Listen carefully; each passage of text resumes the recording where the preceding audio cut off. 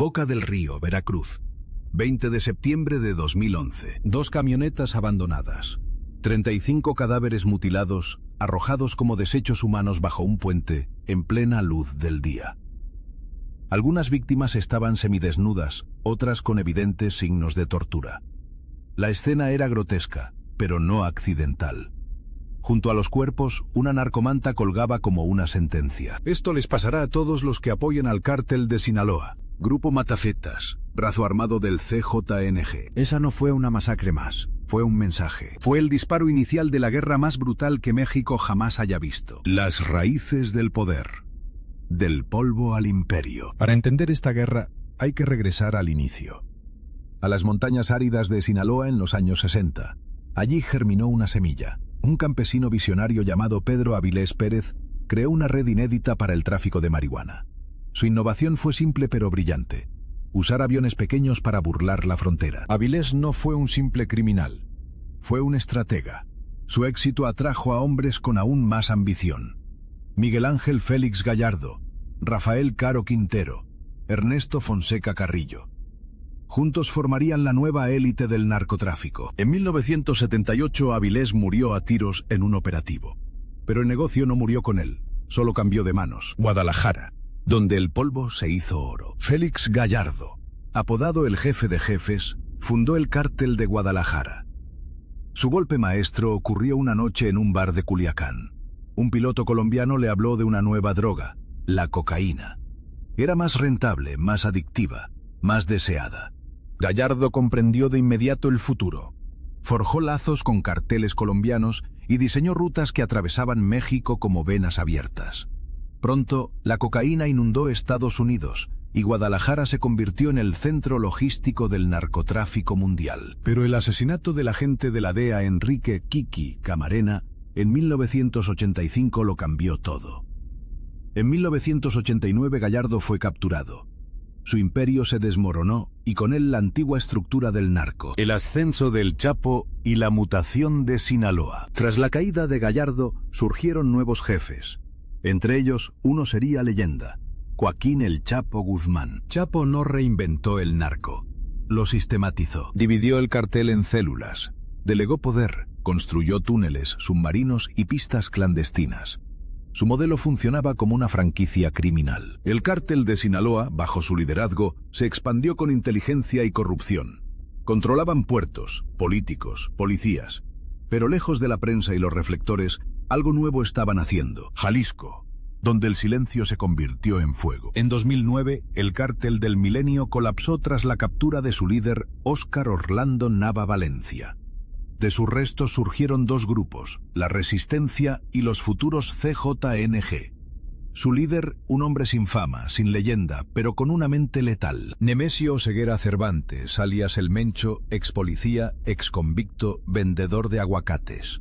Suena banal, pero sería el arquitecto del cartel más violento del país. El Mencho reclutó exmilitares, ex policías y los convirtió en soldados. Formó a los Matacetas, su brazo de exterminio. Su objetivo era claro: limpiar Veracruz de los Zetas y eliminar la presencia de Sinaloa. La masacre que cambió el juego. El 20 de septiembre de 2011, Veracruz amaneció con cadáveres.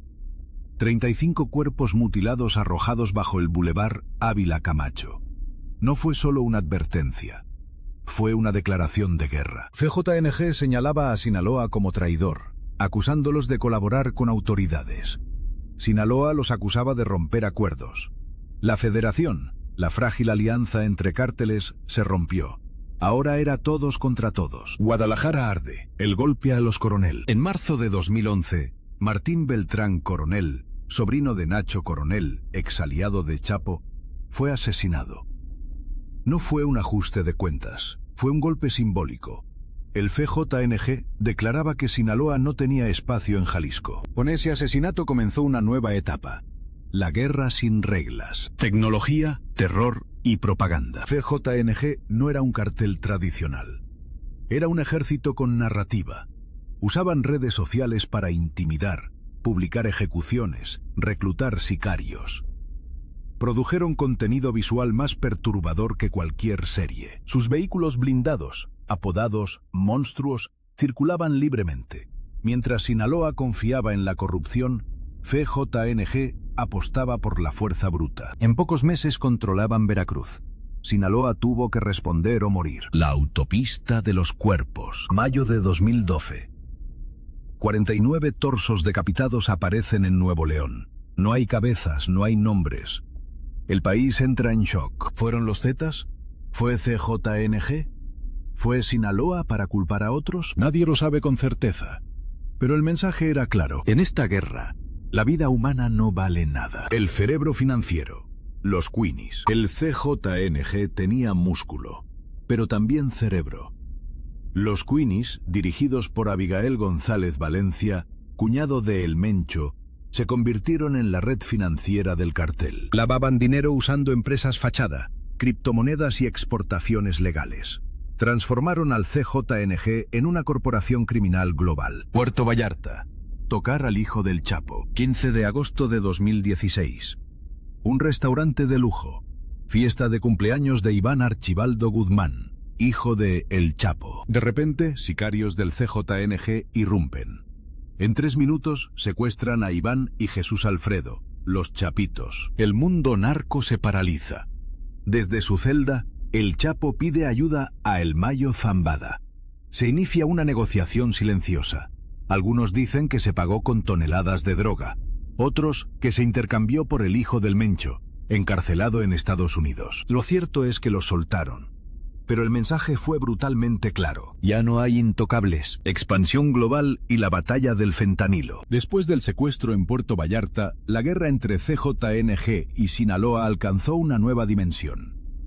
No se trataba solo de territorio o respeto, sino de dominar el mercado más lucrativo y letal, el fentanilo. Esta droga sintética, 50 veces más potente que la heroína, llegó a inundar las calles de Estados Unidos a partir de mediados de la década de 2010.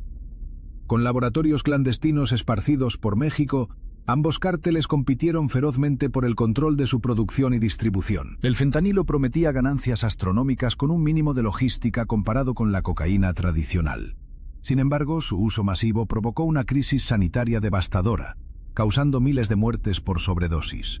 Esto elevó la violencia y la presión internacional sobre México. Innovación tecnológica y guerra cibernética. Mientras el narcotráfico evolucionaba, CJNG y Sinaloa modernizaban sus tácticas. Usaban inteligencia artificial para predecir movimientos policiales y optimizar rutas. Los drones dejaron de ser simples herramientas de reconocimiento para convertirse en armas letales con capacidad de ataques quirúrgicos. En 2020, un ataque cibernético atribuido al CJNG casi desmanteló la red de comunicaciones del cártel de Sinaloa. Esta guerra digital mostró la vulnerabilidad incluso de las organizaciones criminales más poderosas. Además, los cárteles explotaron criptomonedas para lavar dinero y la Darknet para vender drogas, lo que dificultó el seguimiento y la intervención de las autoridades. Diversificación del negocio. Más allá de la droga, la violencia fue solo una cara de la moneda. CJNG y Sinaloa expandieron sus operaciones hacia el tráfico de personas, armas y la explotación ilegal de recursos naturales. Desde la tala clandestina en la Amazonía hasta la minería ilegal en África, estas actividades financiaban sus guerras. En México, el negocio del aguacate en Michoacán cayó bajo control de CJNG, mientras que Sinaloa fortaleció su presencia en la minería y el turismo. Estas actividades legales funcionaban como fachadas para el lavado de dinero y la expansión del poder. El cambio generacional. Nuevos líderes, nuevas estrategias. Entre 2022 y 2023, el liderazgo de ambos cárteles sufrió una transformación generacional. Los hijos de El Chapo, conocidos como los Chapitos, adoptaron una visión corporativa y tecnológicamente avanzada del narcotráfico. Por otro lado, El Mencho promovió a jóvenes lugartenientes con educación universitaria y experiencia en finanzas internacionales, creando una nueva generación de narcos adaptados al siglo XXI. Esta nueva élite criminal combina habilidades empresariales con brutalidad, viendo el narcotráfico como un negocio global que requiere sofisticación en gestión, tecnología y finanzas. La guerra en Estados Unidos y América Latina. La rivalidad trascendió fronteras. CJNG estableció células en ciudades clave como Chicago y Los Ángeles. mientras Sinaloa reforzaba su dominio en la frontera suroeste. Ambos cárteles expandieron sus operaciones en Sudamérica, creando rutas en Ecuador, Argentina y otros países, y forjando alianzas con grupos locales. Esto incrementó el flujo de drogas y diversificó sus fuentes de ingresos. Alianzas inesperadas y vínculos con el terrorismo. En 2017, investigaciones revelaron conexiones entre cárteles mexicanos y grupos terroristas en Medio Oriente. Utilizaban redes de contrabando establecidas por extremistas para mover drogas y armas a través de África y Europa. Esta alianza mostró la sofisticación y alcance global de estas organizaciones criminales, sorprendiendo a agencias internacionales. Lavado de dinero y el sistema financiero global. Los cárteles lograron infiltrarse en el mercado del arte mediante subastas de alto perfil y se sumergieron en el mundo de las criptomonedas, aprovechando el anonimato para mover fondos. En 2018, la caída de un banco internacional expuso una vasta red de cuentas vinculadas al narcotráfico, revelando la magnitud de su penetración en el sistema financiero global. Operaciones conjuntas y extradiciones. Frente a esta amenaza, México y Estados Unidos lanzaron operaciones conjuntas sin precedentes. Hubo extradiciones de alto perfil, incluyendo la de Joaquín El Chapo Guzmán, en 2017. Sin embargo, la lucha parecía interminable, y la violencia seguía escalando en ambos lados de la frontera. Tecnología y la nueva cara de la guerra. En 2019, ambos cárteles comenzaron a utilizar inteligencia artificial y drones para optimizar sus operaciones. La guerra cibernética alcanzó niveles nunca vistos, con ataques informáticos dirigidos a desmantelar las redes rivales. Esta batalla tecnológica abrió un nuevo frente en el conflicto, más allá del terreno físico. Diversificación criminal y explotación global. Además del narcotráfico, los cárteles intensificaron la trata de personas, el tráfico ilegal de armas y la explotación de recursos naturales, expandiendo su influencia global. En paralelo, infiltraron industrias legítimas en México, usando el negocio del aguacate y la minería como fachada para sus operaciones. El nuevo mercado emergente. Drogas sintéticas de diseño. Entre 2022 y 2023 surgió un mercado temido por expertos. Las drogas sintéticas diseñadas con inteligencia artificial, con efectos más potentes y adictivos que cualquier sustancia anterior. Esta innovación plantea un nuevo desafío para las autoridades y marca la evolución constante de los cárteles. Un futuro incierto y la batalla política. Las elecciones presidenciales de 2024 en México y Estados Unidos podrían cambiar radicalmente las estrategias contra el narcotráfico. El conflicto continúa, con interrogantes sobre quién dominará finalmente, el CJNG, el cártel de Sinaloa o un nuevo actor. Conclusión parcial. La guerra entre CJNG y Sinaloa ha dejado un saldo devastador. Miles de muertes, desplazamientos masivos y un país marcado por la violencia. La solución no es sencilla. El futuro exige un enfoque radical que ataque las raíces sociales y económicas que alimentan este conflicto. 2024. El punto de inflexión. Con la llegada de 2024, México y Estados Unidos estaban en plena temporada electoral. La guerra entre el CJNG y el cártel de Sinaloa había alcanzado dimensiones apocalípticas, y el futuro parecía más incierto que nunca. Las estrategias militares, políticas y económicas de ambos cárteles evolucionaban día tras día. Sinaloa, debilitado por múltiples arrestos y la fragmentación interna, aún conservaba importantes contactos en los círculos políticos y económicos de México. Por otro lado, el CJNG, liderado por Nemesio Oseguera el Mencho, había consolidado su presencia como una máquina militar imparable. Esta etapa del conflicto no solo era violenta, sino también ideológica y tecnológica. Por primera vez, los cárteles competían abiertamente por la narrativa pública, controlando redes sociales, medios locales y propaganda digital para justificar su existencia y desacreditar al enemigo. La nueva droga, el narcótico sintético diseñado por inteligencia artificial. Pero algo aún más aterrador estaba por llegar. Desde 2023, los cárteles comenzaron a experimentar con nuevas drogas sintéticas diseñadas mediante inteligencia artificial. Sustancias tan potentes y adictivas que los efectos eran impredecibles, elevando las muertes por sobredosis a niveles nunca vistos. Estos narcóticos artificiales inundaron rápidamente las calles de Estados Unidos, generando una crisis sanitaria comparable a las peores epidemias del siglo XXI.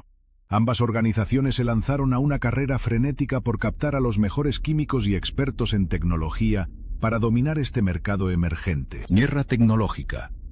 Cárteles contra estados. Mientras tanto, la batalla tecnológica se profundizaba.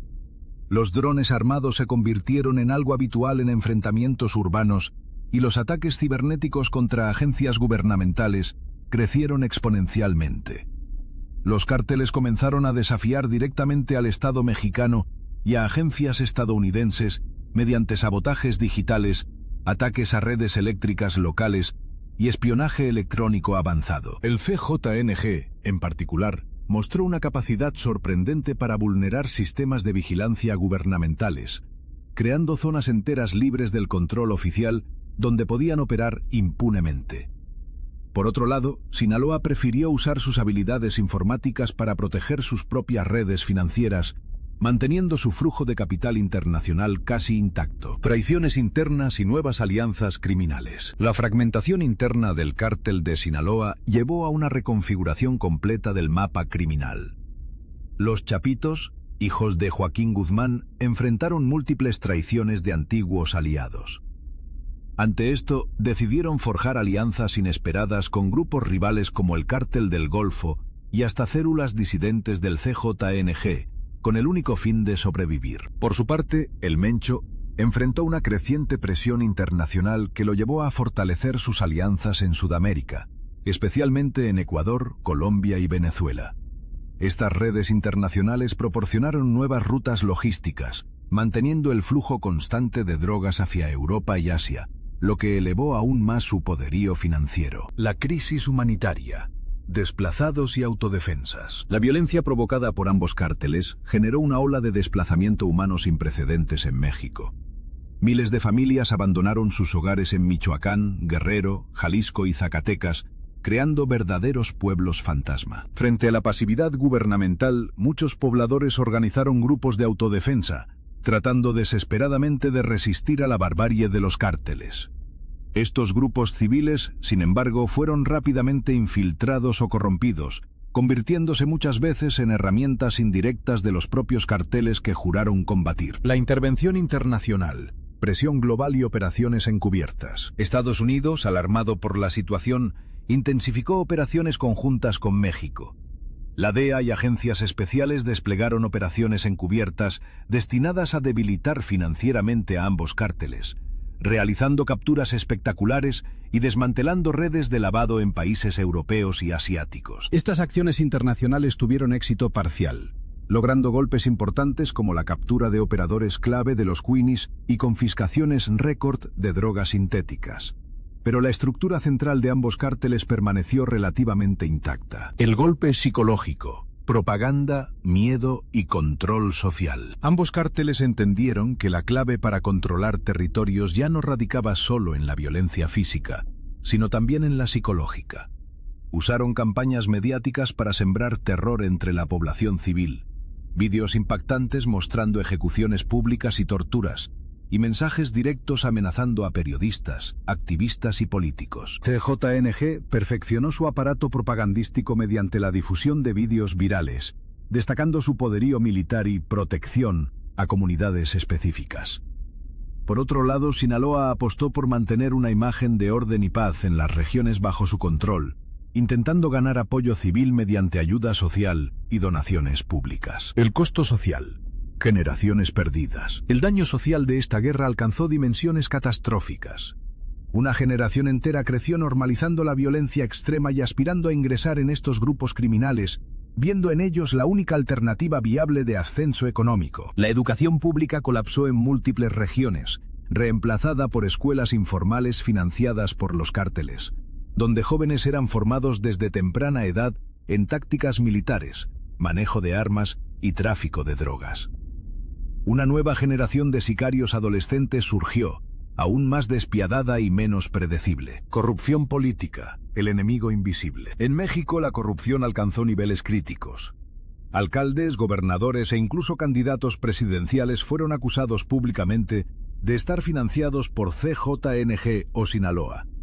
Esta penetración política convirtió al Estado mexicano en una entidad parcialmente capturada por intereses criminales, imposibilitando cualquier estrategia efectiva para combatir el problema. Estados Unidos, aunque presionaba por acciones más fuertes, también enfrentaba escándalos internos, revelando conexiones entre políticos locales en ciudades fronterizas y ambos cárteles. La batalla final, hacia un desenlace incierto. Hacia finales de 2024, expertos en seguridad internacional preveían que la guerra podría desembocar en 3 posibles escenarios: una victoria decisiva de uno de los cárteles, una fragmentación definitiva del poder criminal en múltiples pequeños grupos armados, o un acuerdo tácito de paz impulsado por cansancio social y presión internacional. La incertidumbre se agravaba con las elecciones presidenciales en México y Estados Unidos, que podían cambiar radicalmente las estrategias antinarcóticos. Conclusión preliminar: un conflicto sin ganadores. Esta guerra ha dejado claro algo aterrador.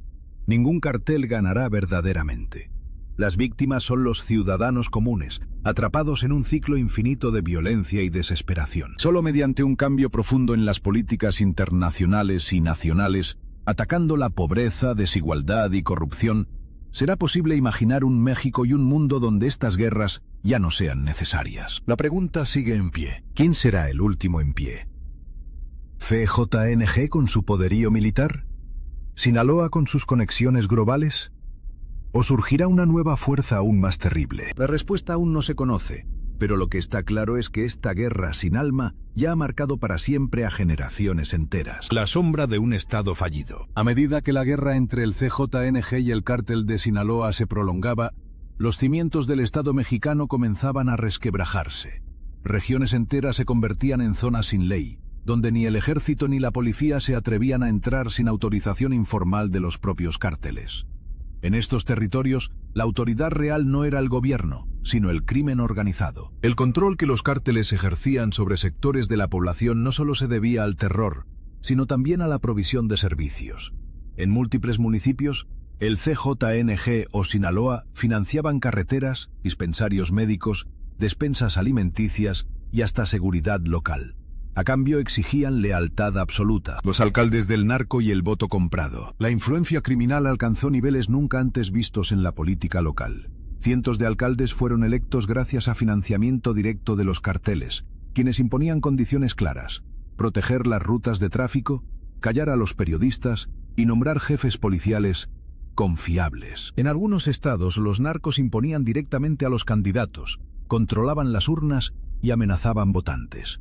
La democracia en estos territorios era un teatro macabro con guión escrito por capos armados. Narcocultura y la legitimación simbólica del crimen. Mientras tanto, los cárteles construían poder desde lo simbólico.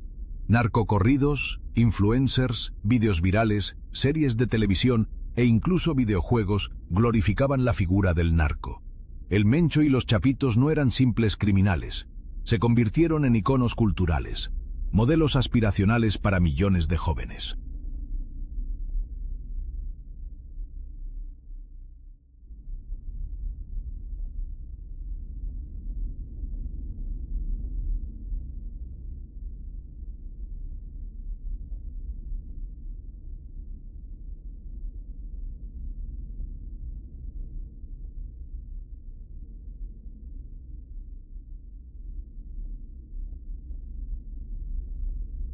Esta legitimación simbólica alimentó el ciclo de violencia.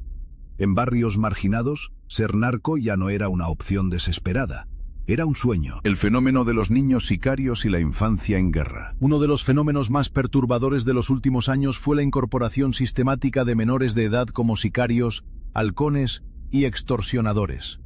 El CJNG y Sinaloa reclutaban niños desde los 11 o 12 años, aprovechando su impunidad legal y facilidad de manipulación. Se entrenaban en campamentos clandestinos, se les daba acceso a armas automáticas y eran enviados a misiones reales.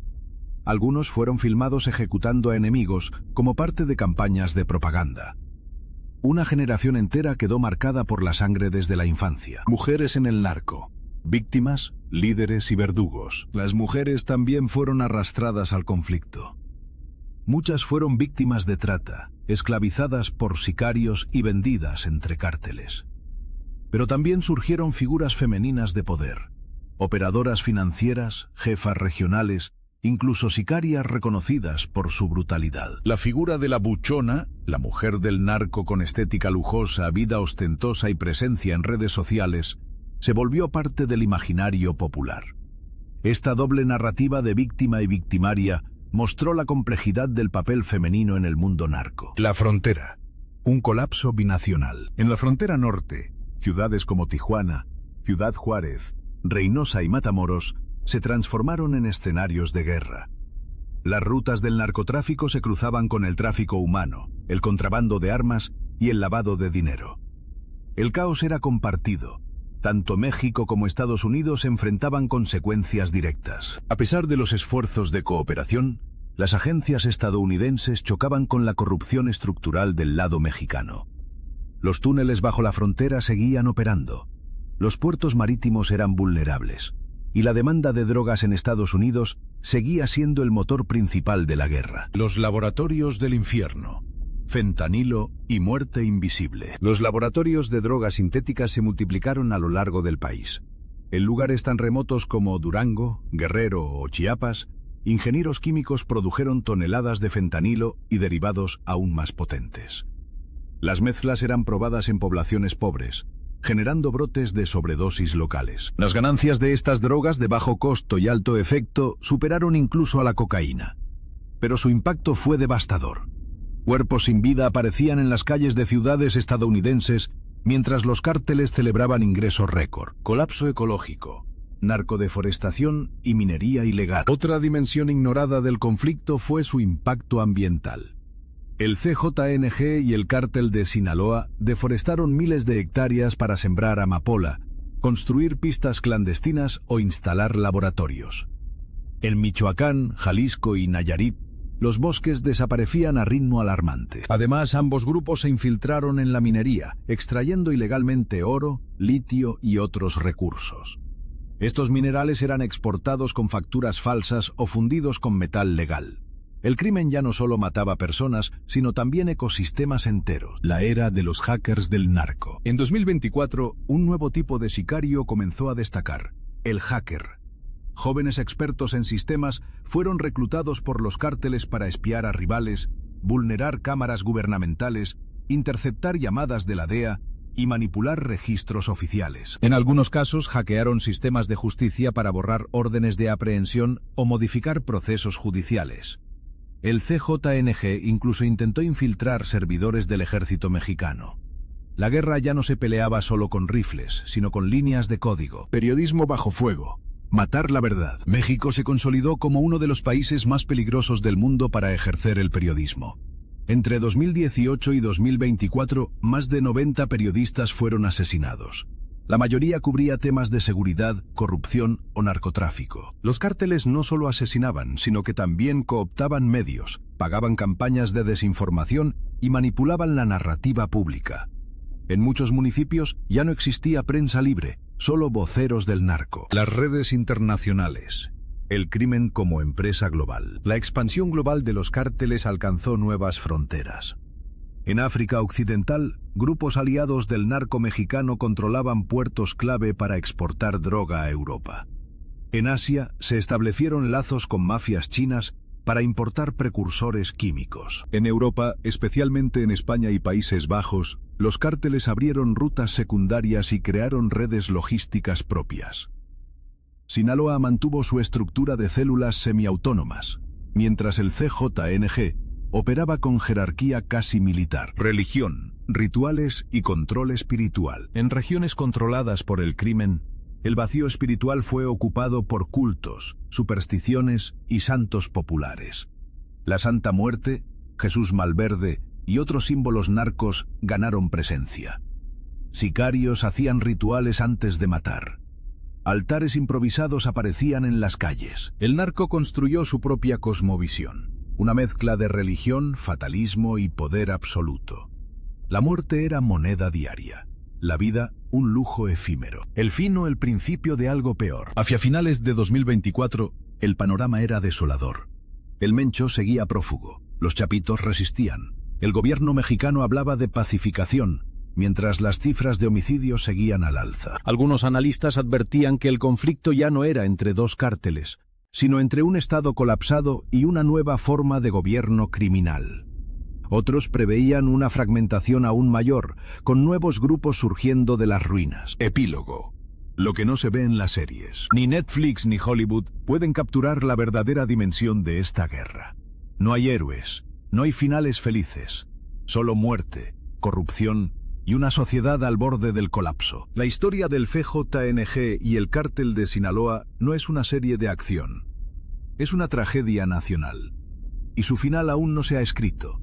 Un país que se acostumbró al horror. Para 2025, la guerra entre los cárteles no era una novedad. Era rutina.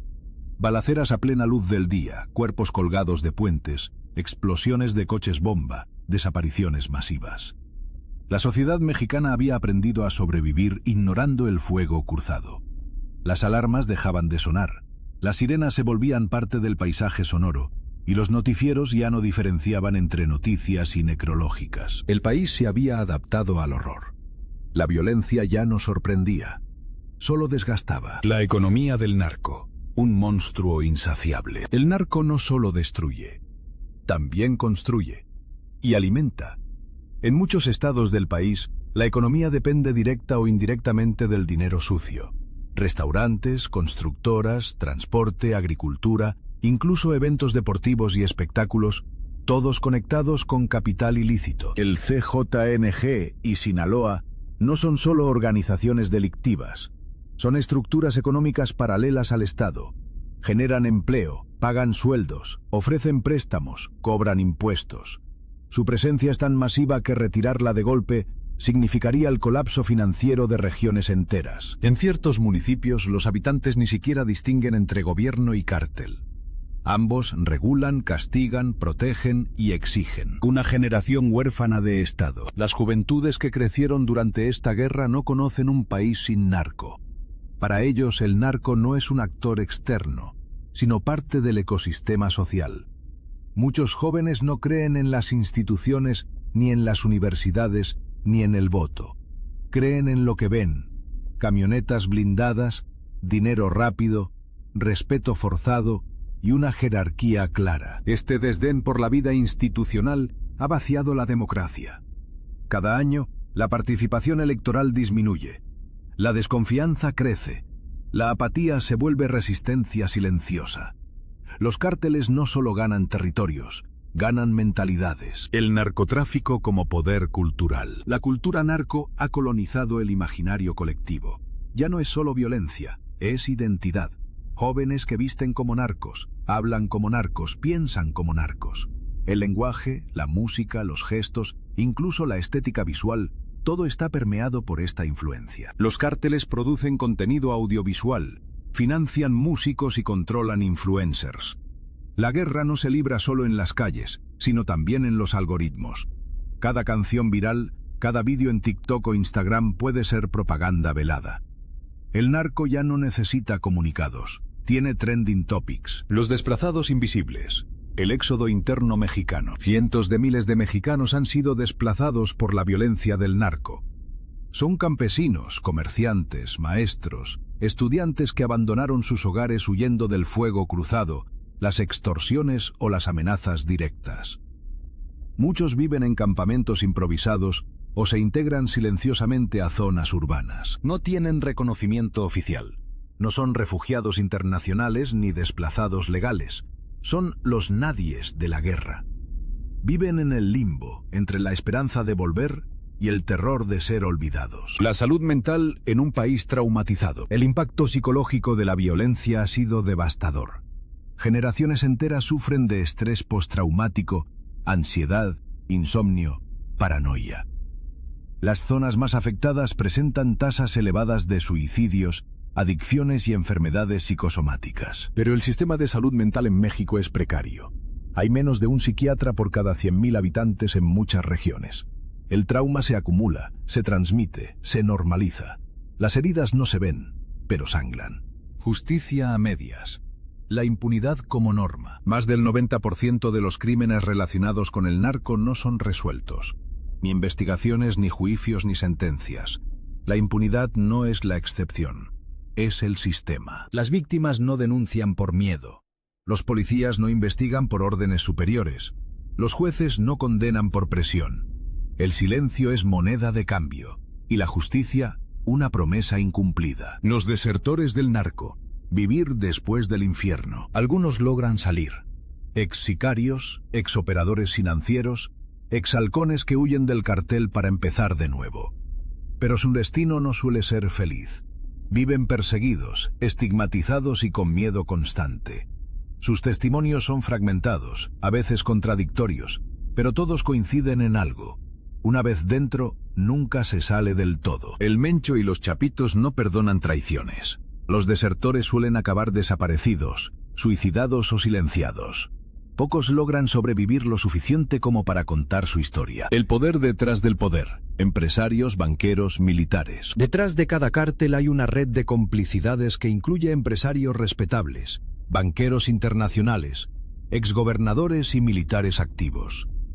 La guerra no sería posible sin quienes lavan dinero, proveen armas o garantizan silencio desde las oficinas de poder. Estos actores no aparecen en series ni en corridos. Son invisibles, elegantes, legales, pero sin ellos, el narco sería solo un grupo de hombres armados sin respaldo. Soluciones posibles o fantasías políticas. A lo largo de los años, se han propuesto múltiples estrategias. Legalización de drogas, amnistías, programas sociales, intervención extranjera, militarización, desmilitarización. Ninguna ha logrado resultados definitivos. El problema no es solo de seguridad, es estructural. Mientras exista pobreza extrema, desigualdad brutal, educación frágil y corrupción sistémica, el narco seguirá siendo una opción viable. El costo de la indiferencia global. El narco mexicano ya no es solo un problema nacional. Es un negocio transnacional con redes en 5 continentes. Sin embargo, la comunidad internacional ha mostrado una mezcla de indiferencia, hipocresía y oportunismo. Estados Unidos, principal consumidor de drogas, financia programas antidrogas mientras sus bancos lavan dinero. Europa compra cocaína y se horroriza con las decapitaciones. Asia provee precursores químicos sin control efectivo. México pelea una guerra global, con recursos locales. La utopía de la paz. ¿Es posible reconstruir? Imaginemos por un momento un México sin cárteles. ¿Cómo sería reconstruir las zonas devastadas? ¿Quién garantizaría justicia para las víctimas? ¿Cómo reconciliar a una sociedad fragmentada por el miedo? La paz no puede ser solo ausencia de balas. Requiere memoria, reparación, verdad, justicia y oportunidades reales. Sin esos pilares, la violencia solo se reconfigura. Testimonios del silencio. En pueblos arrasados, en las voces quebradas de madres buscadoras, en los ojos de niños que ya no juegan, en las manos temblorosas de periodistas exiliados, se guarda la verdad de esta guerra. No está en las cifras, está en las ausencias. Cada cuerpo sin nombre, cada desaparecido, cada balazo, es una cicatriz en la historia de México, y cada silencio cómplice es una herida abierta. Conclusión final. El verdadero enemigo no es solo el Mencho, no son solo los Chapitos. El verdadero enemigo es la estructura que los sostiene, la impunidad, la desigualdad, el olvido. El narco es un síntoma. El sistema que lo permite es la enfermedad. La solución exige coraje político, empatía social y voluntad colectiva. Porque mientras el narco gobierne, México seguirá siendo rehén de su propia sombra. Introducción. El reloj sin manecillas. México vive dentro de un reloj sin manecillas. El tiempo pasa, la sangre corre, las balas suenan, pero no hay dirección. El conflicto entre el CJNG y el cártel de Sinaloa ya no es solo una disputa criminal, es un paradigma. Después de casi 2 décadas de guerra abierta, miles de muertos y millones de vidas rotas, el país sigue atrapado en una espiral que parece no tener fin ni fondo. Este capítulo final busca no solo cerrar el relato, sino mirar hacia las posibles rutas que aún quedan por explorar. El narco del futuro, más allá del territorio. Tradicionalmente los carteles mexicanos luchaban por rutas, puertos, plazas. Pero en 2025 el territorio ya no es solo físico. Es digital, económico, cultural y hasta simbólico. El CJNG ha desarrollado una estructura híbrida, paramilitar, financiera, mediática. Sinaloa, por su parte, opera como una federación de franquicias criminales con conexiones globales. Ambos compiten hoy no solo por cargamentos, sino por mentes y legitimidad. Lo que está en juego es el modelo de poder. Ya no basta con controlar una ciudad. Hay que controlar la narrativa. Narco Deep State. Infiltración total. Las investigaciones recientes muestran que los cárteles han infiltrado no solo gobiernos municipales, sino organismos electorales, fiscales anticorrupción, sistemas de salud, ministerios de desarrollo y hasta universidades. En algunos estados, las decisiones estratégicas se negocian con los carteles antes que con el Congreso. Se trata de una colonización institucional a largo plazo. La frontera entre legalidad e ilegalidad ya no es una línea, es un pantano. Los nuevos capos, CEOs criminales. Ya no hablamos de narcos tradicionales. La nueva generación de líderes es bilingüe, educada, con títulos en finanzas, informática o ingeniería. Manejan operaciones transnacionales con lógica de CEO. Contratan consultores, pagan diseñadores para campañas de imagen, monitorean tendencias en tiempo real y analizan sus datos como si fueran startups. Tienen departamentos de relaciones públicas, equipos legales y redes de espionaje interno. Y lo más alarmante, funcionan mejor que muchos gobiernos. Narcomarketing y posverdad. CJNG y Sinaloa han llevado la propaganda a otro nivel. Vídeos editados profesionalmente, branding narco, uniformes personalizados, himnos propios y mensajes dirigidos a públicos específicos. Si antes los narcos temían la prensa, hoy la producen. Narran sus versiones, difaman a enemigos, desacreditan periodistas e imponen su visión de la realidad. La guerra de imágenes es tan letal como la de balas. El ecosistema criminal, alianzas y subcontratación. El narco contemporáneo no actúa solo. Subcontrata pandillas locales, recluta grupos armados de otros países, coopta ONGs, utiliza empresas fachada. En la frontera colabora con maras centroamericanas, en Sudamérica con exguerrilleros, en África con mafias de exportación. Se adapta, absorbe, muta. Ya no es un actor, es un ecosistema. Relación con el Estado. Ni enemigos ni aliados. La relación entre los cárteles y el Estado mexicano es ambigua. No se trata de enfrentamiento directo, sino de coexistencia disfuncional. Hay colaboración en ciertas zonas, guerra en otras, silencio en la mayoría. En algunos municipios, los cárteles sustituyen funciones estatales, reparten justicia, dan trabajo, castigan robos, protegen negocios.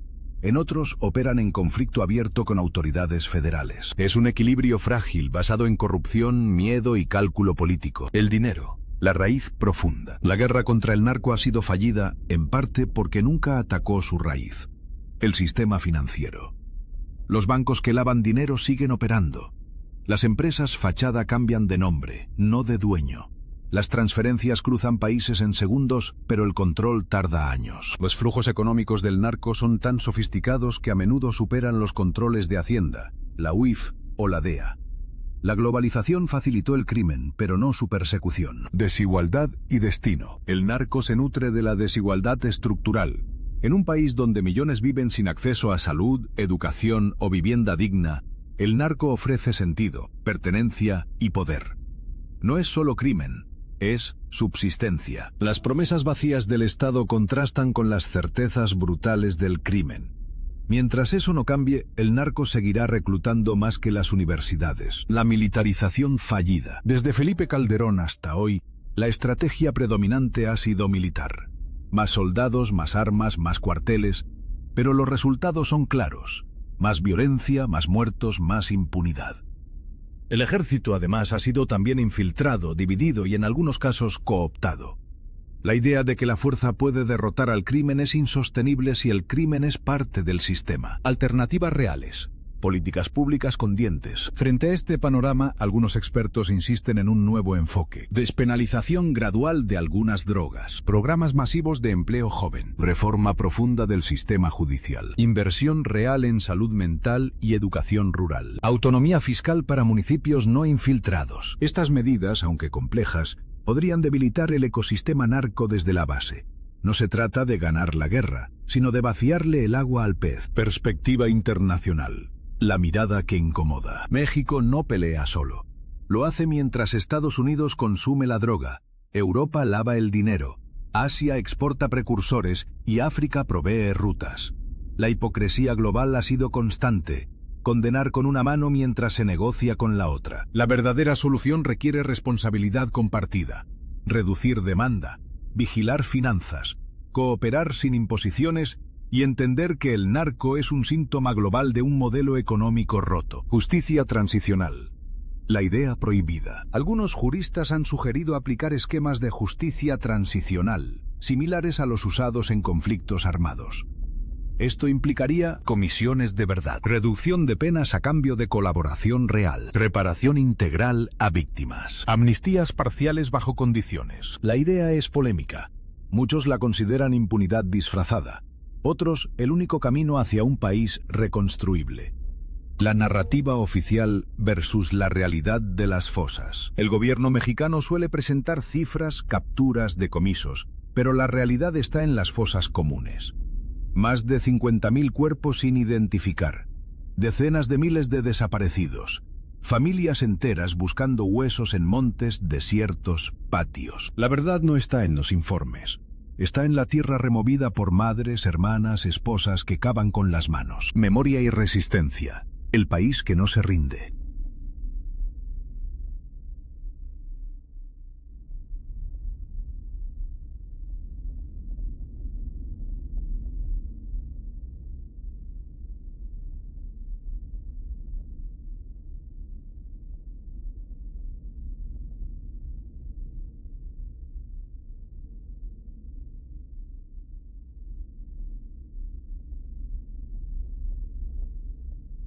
Frente al horror también hay dignidad. Colectivos de víctimas, periodistas valientes, académicos comprometidos, comunidades organizadas. No buscan venganza, buscan verdad, memoria y reparación. Su lucha es silenciosa, pero poderosa. Son la prueba viva de que México aún no se ha rendido, que hay otro país debajo del miedo que insiste en nacer. Conclusión total. La guerra que no era guerra. La guerra entre CJNG y Sinaloa nunca fue solo entre ellos. Fue una guerra contra el olvido, contra la impunidad, contra el abandono. Un espejo donde México se ve deforme. Ya no se trata de quién gana. Se trata de quién queda vivo, quién recuerda, quién reconstruye. Porque el verdadero enemigo nunca fueron solo los narcos. Fue el silencio que los hizo posibles. Epílogo de una guerra sin final. El conflicto entre el cártel Jalisco Nueva Generación y el cártel de Sinaloa ha dejado una marca indeleble en la historia contemporánea de México. No solo por el número de muertos, desaparecidos, desplazados o por las cifras económicas que lo rodean. Esta guerra ha transformado la forma en que un país se mira a sí mismo. México ya no es solo un campo de batalla, es también un laboratorio trágico donde se ensayan nuevas formas de poder, control, violencia y resistencia. Este capítulo final no busca cerrar la historia porque aún no termina. Busca entender qué hacemos con todo lo que hemos visto, perdido y sobrevivido. El narco como sistema. Más allá del crimen organizado. Hablar del narco como un fenómeno estrictamente criminal es reducirlo a una caricatura. El narcotráfico en México opera como un sistema complejo, interconectado con el aparato político, económico, judicial, cultural y social. Sus estructuras no solo exportan drogas, también importan armas, ideas, dinero y modelos operativos. Infiltran procesos electorales, financian campañas, dictan agendas en congresos locales. Influyen en el entretenimiento, en las redes sociales, en los códigos morales de comunidades enteras. Reducirlo a delincuencia es una negación conveniente. El narco es una forma paralela de gobernar. Territorio sin Estado. La nación fragmentada. En muchas regiones el Estado mexicano ha sido sustituido.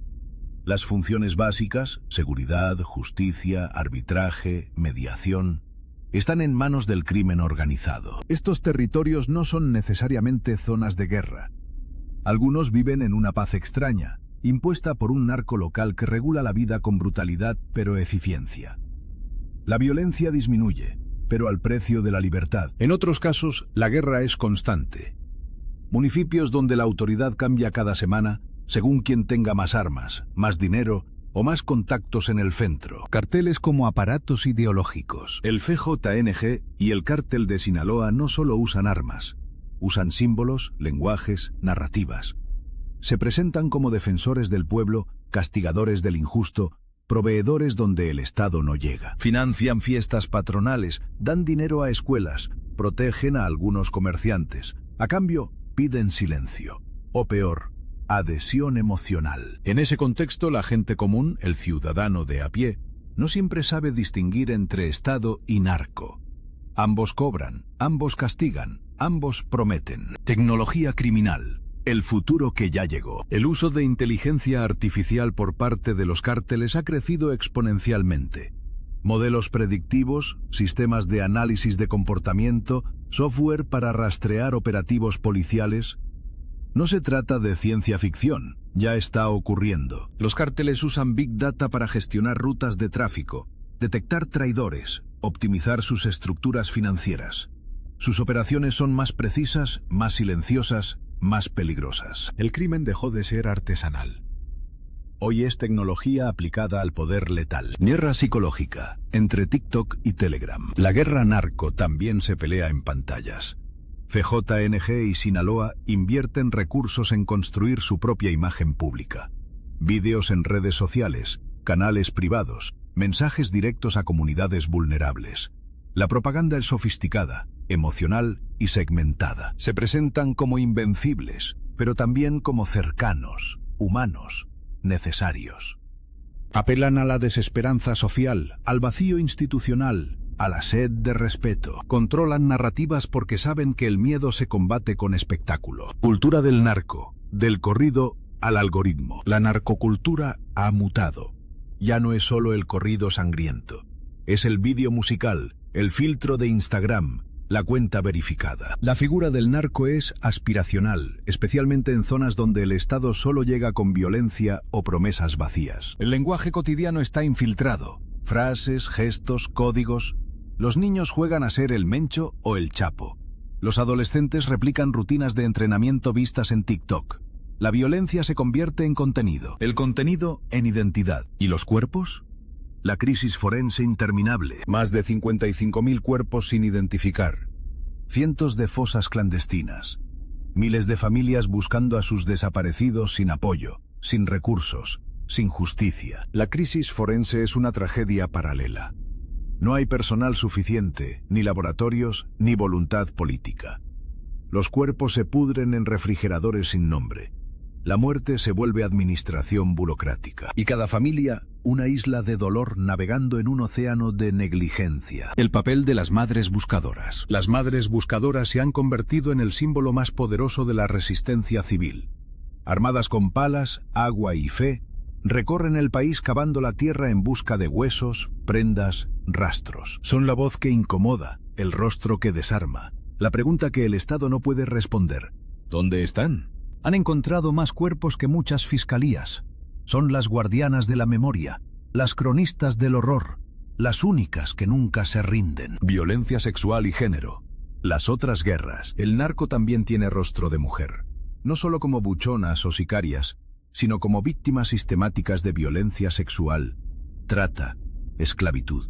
Los grupos criminales usan la violencia de género como arma de guerra.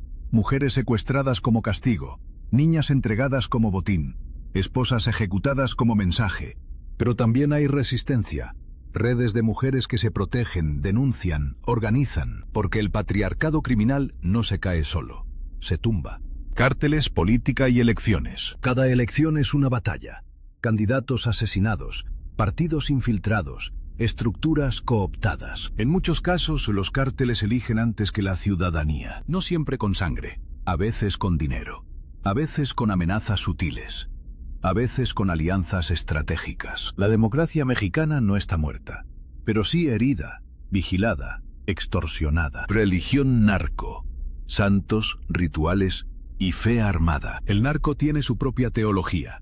Santos populares, altares privados, rituales antes de matar. La Santa Muerte, Malverde, San Judas.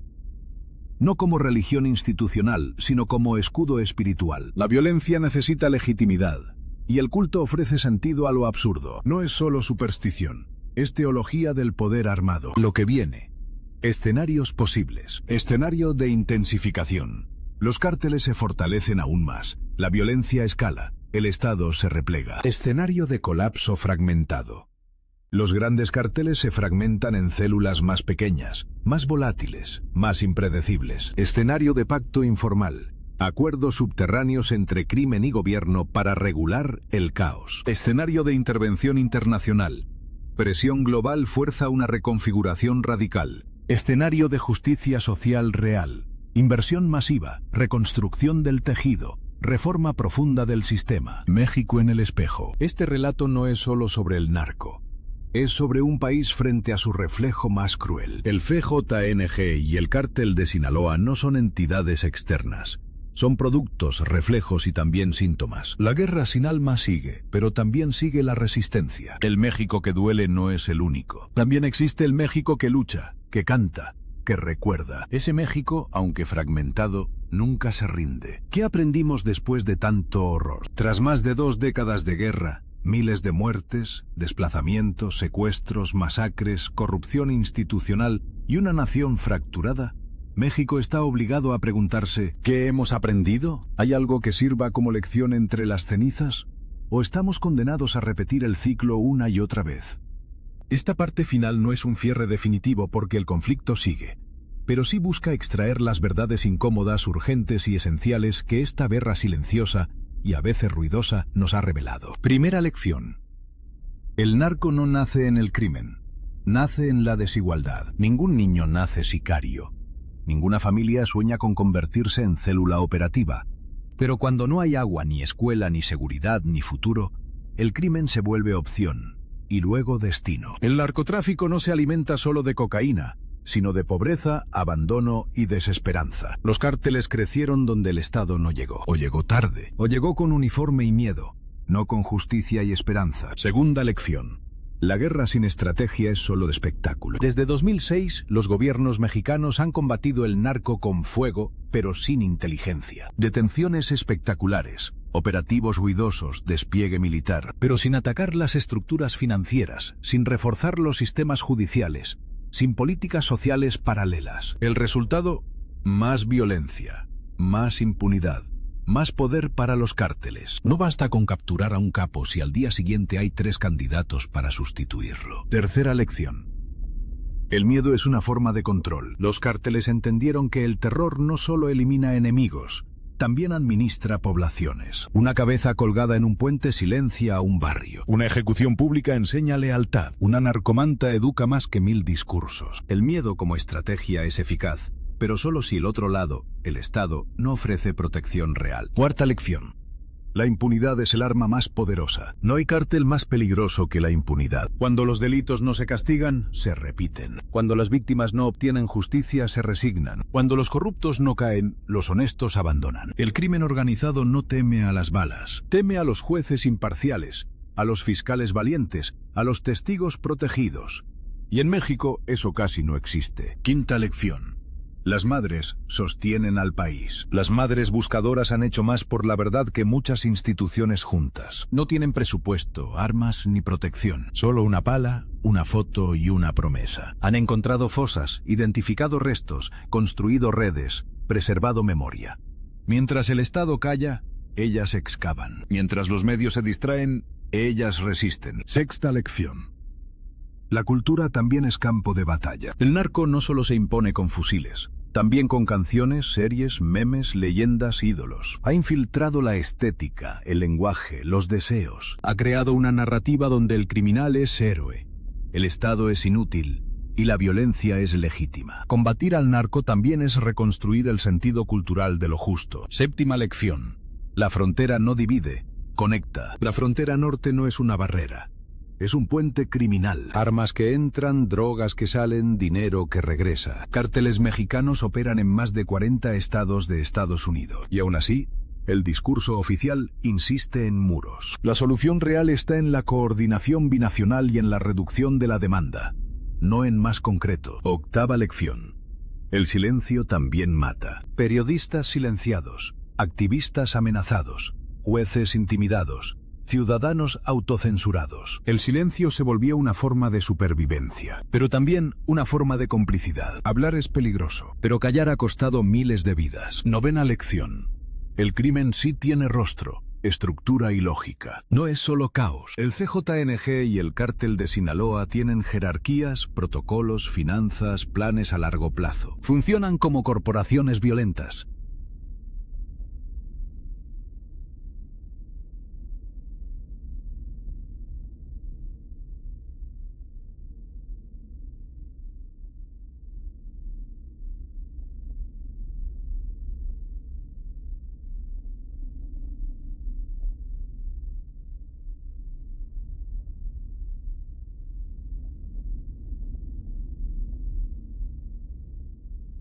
Saben cómo moverse, cómo invertir, cómo lavar dinero, cómo infiltrar estructuras. Reducirlos a pandillas es no entender la magnitud del problema. 10ª lección. La esperanza no muere, pero se agota. Hay resistencia, hay dignidad, hay lucha civil. Pero también hay cansancio, dolor, frustración. Cada día que pasa sin justicia es una victoria para el crimen. La esperanza aún existe, pero necesita acción política real, no discursos vacíos. ¿Y ahora qué? La historia no termina aquí, pero sí marca un punto de inflexión. El país puede seguir ignorando las causas profundas, repetir errores, maquillar estadísticas, o puede decidir enfrentarse al monstruo con cabeza, no solo con fuerza. Con inteligencia colectiva, con reformas estructurales, con memoria. Última palabra, los nombres que no están. Esta serie habló de cárteles, líderes, estrategias. Pero hay nombres que no salieron. Los niños reclutados, las niñas violadas, los migrantes mutilados, los campesinos desplazados, los comerciantes extorsionados, los estudiantes desaparecidos, los inocentes que murieron por estar en el lugar y la hora equivocada. Ellos son los verdaderos protagonistas. Y a ellos les debemos algo más que memoria. Les debemos verdad, justicia y un país donde vivir no sea un acto heroico.